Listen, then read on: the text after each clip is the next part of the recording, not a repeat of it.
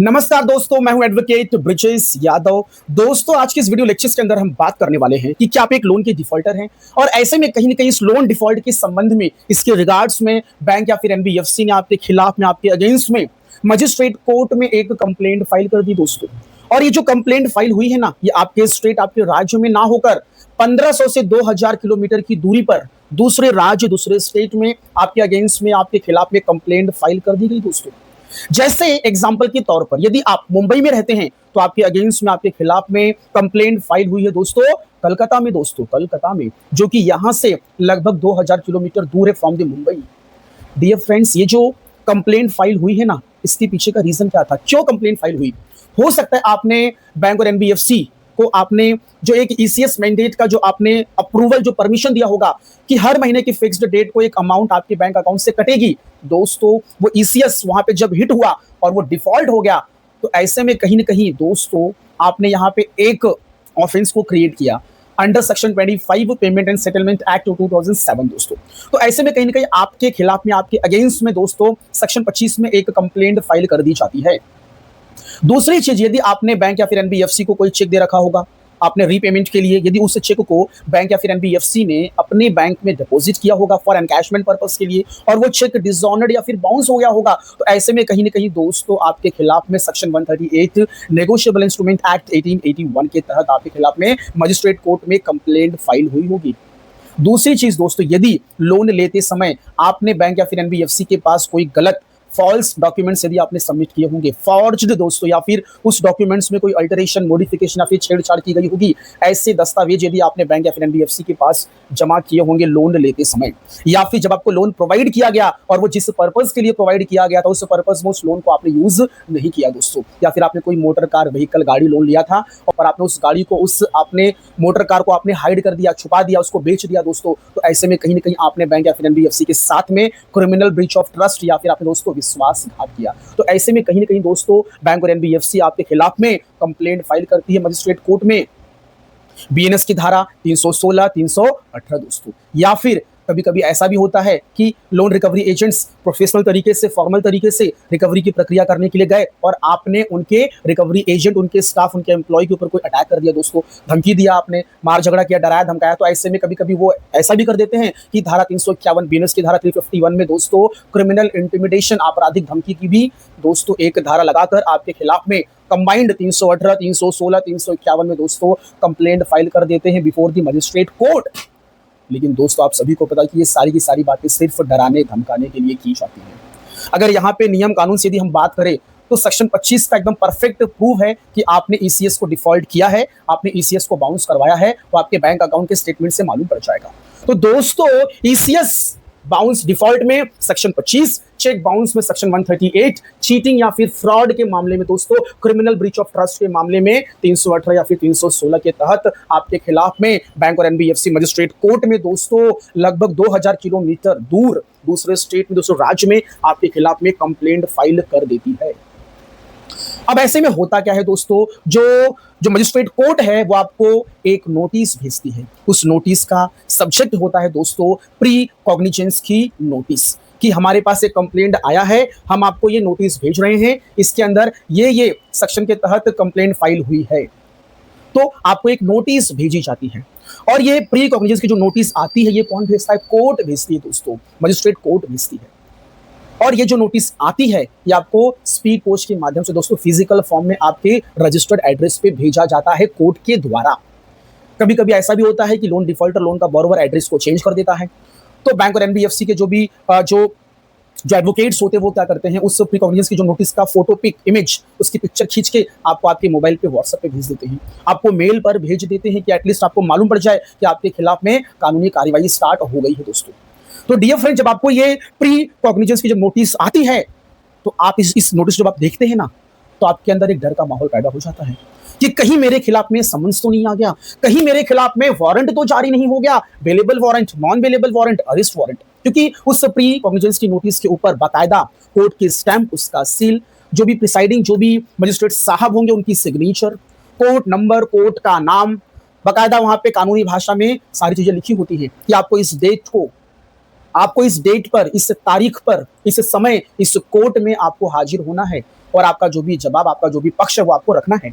तो जब आप ऐसा कुछ देखते हैं तो आपके अंदर डर का माहौल पैदा हो जाता है कि कहीं अब मेरे खिलाफ में केस मुकदमा तो दर्ज नहीं हो गया, क्या मुझे अब जेल जाना पड़ेगा, क्या मुझे अब पुलिस अरेस्ट कर लेगी, अब मुझे उठाकर क्या पुलिस जेल में डाल देगी। इस प्रकार का पूरा डर का माहौल आपके अंदर पैदा हो जाता है और काफी आप डर जाते हैं दोस्तों। दोस्तों, ये जो सारी चीजें हो रही है ना, ये डर का माहौल, ये प्री कॉग्निजेंस की नोटिस का आ जाना, उसको देखकर डर जाना, काफी चिंता, काफी टेंशन में रहना, पैनिक हो जाना, ठीक है, हेडेक, टेंशन बढ़ जाना, ये सारी समस्याओं का जो हल है आज मैं इस वीडियो लेक्चर्स के अंदर आपको देने वाला हूं। यदि आप पहली बार इस चैनल पर आ रहे हैं तो आप लोगों का तहे दिल से हार्दिक स्वागत है। यदि आपको मेरा ये वीडियो अच्छा लगे, पसंद आए तो चैनल को सब्सक्राइब जरूर कर देना दोस्तों। यदि वीडियो अच्छा भी लगे तो लाइक और अपने दोस्तों के साथ में शेयर जरूर कर देना दोस्तों। अब आइए जरा समझते हैं कि ये प्री कॉग्निजेंस नोटिस का मतलब क्या होता है।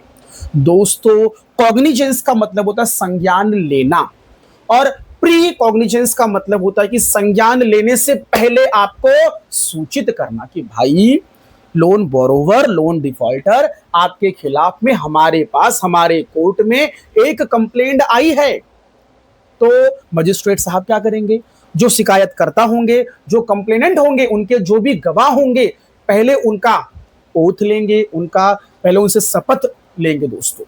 कि जो भी चीजें आप यहाँ पे कंप्लेंट फाइल कर रहे हैं वो सही है। आप इसका शपथ लीजिए, इसका ओथ लीजिए दोस्तों। वो सब सारी चीजों को लेने के बाद ही मजिस्ट्रेट साहब लोन डिफॉल्टर, लोन बोरोवर जिसके खिलाफ में कंप्लेंट फाइल किया गया उसको प्री कॉग्निजेंस की नोटिस भेजते हैं। अभी इस मामले में मजिस्ट्रेट साहब ने कोई भी संज्ञान नहीं लिया है, उस कंप्लेंट को, उस शिकायत को अभी माना नहीं है, उसको अभी केस में कन्वर्ट नहीं किया है, उसको अभी मुकदमे में कन्वर्ट नहीं किया है दोस्तों। तो वो जो मजिस्ट्रेट जो साहब हैं वो आपको पहले क्या भेज रहे हैं, प्री कॉग्निजेंस की नोटिस अंडर सेक्शन 223 बीएनएसएस भारतीय नागरिक सुरक्षा संहिता दोस्तों 2023, इसके तहत आपको वो प्री कॉग्निजेंस की नोटिस भेज रहे हैं। पुराना जो कानून था दोस्तों, CrPC, criminal code of procedure, दोस्तों इसमें ऐसा कोई प्रावधान नहीं था। अगर कोई कंप्लेंट आई तो डायरेक्टली सीधे कॉग्निजेंस संज्ञान लेकर उसके खिलाफ में केस मुकदमा करके ट्रायल स्टार्ट कर दिया जाता था, केस को चालू कर दिया जाता था। वहां पर दोस्तों जिसके अगेंस्ट में कंप्लेंट आई थी उसकी बात नहीं सुनी जाती थी, उसको कोई मौका नहीं दिया जाता था, उसका कोई पक्ष सुना नहीं जाता था। प्राइमरी स्टेज पर शुरुआती तौर पर जब कंप्लेंट फाइल हुआ करता था तब। लेकिन अब जब से आपका बीएनएसएस आया है दोस्तों, 1 जुलाई 2024 से जब ये एनफोर्समेंट में आया है, लागू हुआ है, तब से यदि मजिस्ट्रेट साहब के पास कोई भी कंप्लेंट फाइल होती है, section 25 payment and settlement act, section 138 negotiable instrument act या फिर बीएनएस की धारा 318, 316 में कोई भी यदि कंप्लेंट फाइल होती है तो मजिस्ट्रेट साहब पहले जो इस मामले में जो आरोपी बनने वाला है, जो लोन का बोरोवर, जो डिफॉल्टर है, पहले उसको सूचित करते हैं, प्री इन्फॉर्म करते हैं प्री कॉग्निजेंस नोटिस के माध्यम से दोस्तों। तो इसमें dear friends, loan borrower, loan defaulter को एक मौका, एक चांस, एक अपॉर्चुनिटी दी जाती है कि आपके खिलाफ में कंप्लेंट आया है, इस कंप्लेंट पे आपका क्या कहना है। अभी मजिस्ट्रेट साहब ने इस कंप्लेंट पे कोई भी संज्ञान नहीं लिया है, कोई कॉग्निजेंस नहीं लिया है, इस पे अभी केस, मुकदमा, ट्रायल कुछ भी चालू नहीं किया है। अभी इस पे वो विचार कर रहे हैं, लेकिन आपके पक्ष को सुनने के बाद। डियर फ्रेंड्स, बैंक और एनबीएफसी जब ये 318, 316 cheating, fraud, criminal breach of trust, विश्वासघात का जब कंप्लेंट फाइल करती है तो दोस्तों ऐसे केस में थोड़ा सा आपको सीरियस हो जाना चाहिए। आपको एक अच्छा मौका मिला है इस प्री कॉग्निजेंस नोटिस के स्टेज पर आपको आपका पक्ष मजबूती से रखने का। डियर फ्रेंड्स, जब आपको प्री कॉग्निजेंस की नोटिस आती है ना तो कंप्लेंट में क्या शिकायत थी, इसमें क्या डॉक्यूमेंट्स लगाए गए थे, इसमें कौन गवाह है, कौन विटनेस है, क्या एविडेंस लगाए गए, ये सारी चीजों की कॉपी आपको उस प्री कॉग्निजेंस की नोटिस के साथ में भेजा जाता है, जिसके मुताबिक आप उसको पढ़िए, देखिए, समझिए और आप अपने डिफेंस, अपने बचाव पक्ष को मजबूत करिए और तैयारी के साथ में दिए गए डेट, समय और कोर्ट में हाजिर होइए दोस्तों। और वहां पे हाजिर होकर आप अपने पक्ष को मजबूती से रखिए और उस प्री कॉग्निजेंस नोटिस के स्टेज पर ही आप आपके खिलाफ में दर्ज किए गए झूठे कंप्लेंट, फैब्रिकेटेड कंप्लेंट, बनावटी कंप्लेंट या फिर दबाव में किए गए कंप्लेंट को आप